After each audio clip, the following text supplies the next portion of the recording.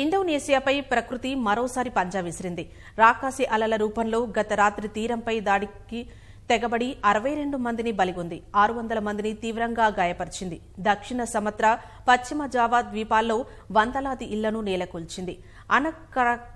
క్రాకటౌ అగ్నిపర్వతం బద్దలవడంతో సముద్రగర్భంలో ఏర్పడిన అలజడి సహా పౌర్ణమి వేళ ఏర్పడే పోటు సునామీగా మారి తీరాన్ని ముంచెత్తినట్లు అనుమానిస్తున్నారు. Dan kita lihat sampai di jalan ini kan batu-batu berserakan ini adalah batu-batu. Indonesia మరోసారి సునామీ అలల ధాటికి చెగురుటాకులా వణికిపోయింది.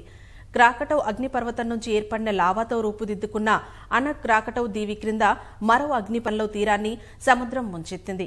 పౌర్ణమి వేళ ఏర్పడే పోటు కూడా తోడవడంతో ఓ గోడలాంటి అల ఒకటి తీరంపై దండెత్తి వందలాది ఇళ్లను నేలమట్టం చేసింది. కొందరు రాకాలి అలల రాకను గుర్తించి పరుగులు పెట్టి ప్రాణాలు నిలబెట్టుకోగా అక్కడే ఉండిపోయిన 62 మంది